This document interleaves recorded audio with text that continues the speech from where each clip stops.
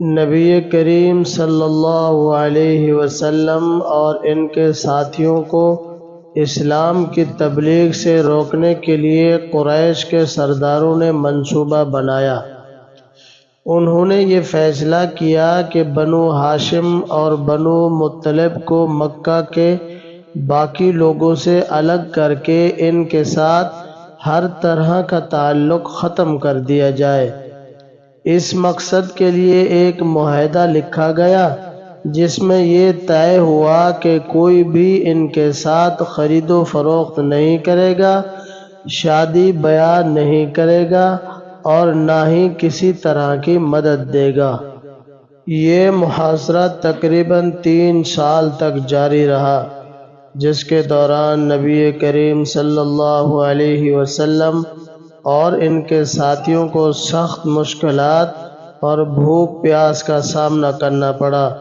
لوگ درختوں کے پتے اور خشک چمڑے کھانے پر مجبور ہو گئے تھے، لیکن اللہ کے کرم سے آخرکار چند قریشی افراد نے اس معاہدے کو ختم کرنے کا ارادہ کیا اور اللہ کے حکم سے معاہدے کی دستاویز کو دیمک نے کھا لیا تھا۔ یہ محاصرہ نبی کریم صلی اللہ علیہ وسلم اور ان کے صحابہ کے صبر، عزم اور اللہ پر یقین کی ایک عظیم مثال ہے۔ اس کے بعد مسلمانوں کو مزید استقامت ملی اور اسلام کی تبلیغ کا سلسلہ جاری رہا۔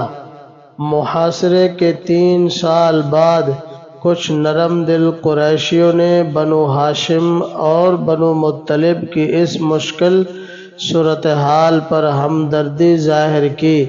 ان میں حکیم بن حزام، زبیر بن ابی امیہ اور مطعم بن عدی جیسے لوگ شامل تھے۔ ان لوگوں نے آپس میں مشورہ کیا کہ اس ظالمانہ معاہدے کو ختم کر دینا چاہیے۔ جب یہ لوگ کعبہ کے پاس جمع ہوئے تو انہوں نے قریش کے سرداروں کے سامنے اس معاہدے کی مخالفت کی۔ اسی دوران حضرت ابو طالب نے انکشاف کیا کہ معاہدے کی وہ دستاویز جو کعبہ کے اندر محفوظ کی گئی تھیں، اللہ کے حکم سے دیمک نے کھا لی ہے اور اس میں ظلم اور دشمنی کے الفاظ کے علاوہ سب کچھ مٹ چکا ہے۔ جب قریش نے دستاویز کو چیک کیا تو دیکھا کہ واقعی وہ مٹ چکی تھی۔ یہ معجزہ دیکھ کر قریش کے بہت سے افراد نے اس معاہدے کو ختم کرنے پر اتفاق کر لیا اور یوں بنو ہاشم اور بنو مطلب کا محاصرہ اختتام پذیر ہوا۔ اس کے بعد مسلمانوں کو کچھ عرصے کے لیے سکون ملا اور نبی کریم صلی اللہ علیہ وسلم نے دوبارہ اسلام کی تبلیغ شروع کر دی۔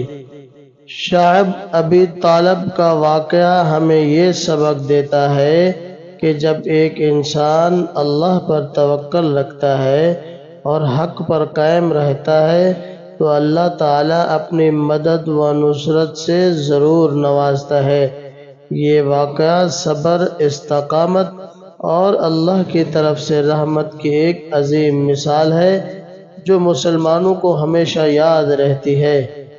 شعب ابی طالب میں محاصرے کے خاتمے کے بعد نبی کریم صلی اللہ علیہ وسلم اور آپ کے ساتھیوں نے دوبارہ اسلامی تعلیمات کی تبلیغ کا آغاز کیا۔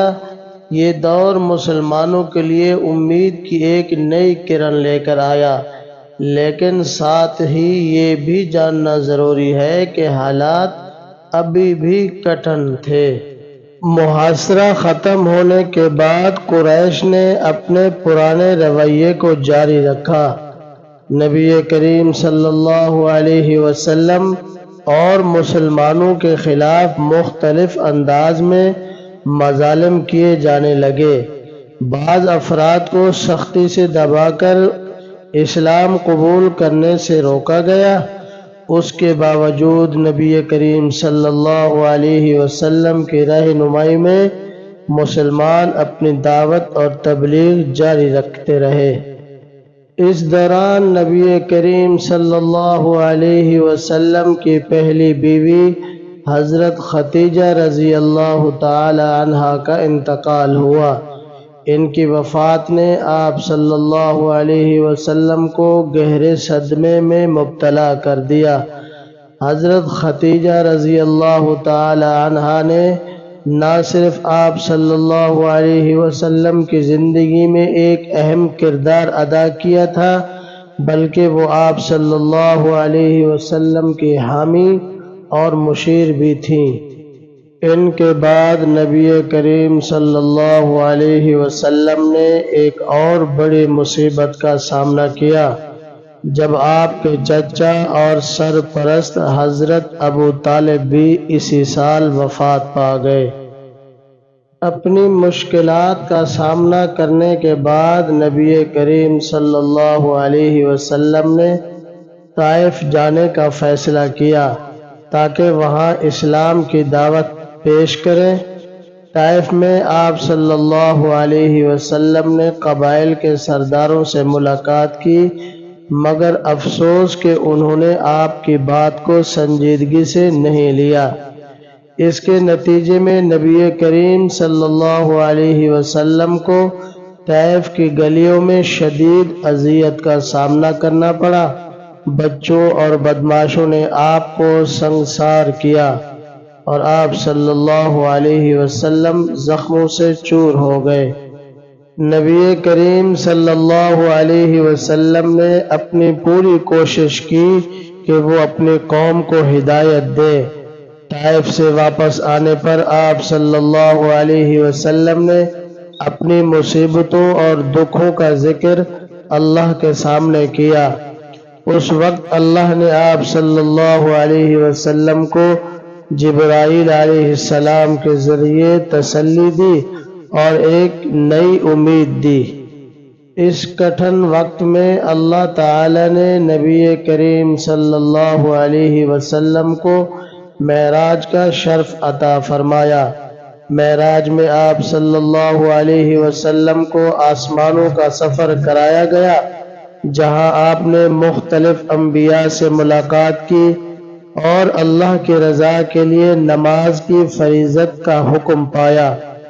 یہ واقعہ مسلمانوں کے ایمان میں مزید پختگی کا باعث بنا۔ اس کٹھن دور کے بعد اللہ نے نبی کریم صلی اللہ علیہ وسلم کو ہجرت کا موقع فراہم کیا۔ جب مدینہ کے لوگوں نے اسلام قبول کرنا شروع کیا تو نبی کریم صلی اللہ علیہ وسلم نے ہجرت کا ارادہ کیا۔ مدینے میں آپ کا استقبال شاندار انداز میں کیا گیا۔ یہاں پر آپ صلی اللہ علیہ وسلم نے مسلمانوں کے ساتھ مل کر ایک مضبوط اسلامی معاشرہ قائم کیا۔ یہ تمام واقعات نبی کریم صلی اللہ علیہ وسلم کی زندگی میں مختلف چیلنجز اور مشکلات کو پیش کرتے ہیں، جن کے باوجود آپ نے صبر، استقامت اور اللہ پر توکل کرتے ہوئے اپنی رسالت کا کام جاری رکھا۔ ان کی مثالیں آج بھی مسلمانوں کے لیے رہنمائی کا باعث ہیں۔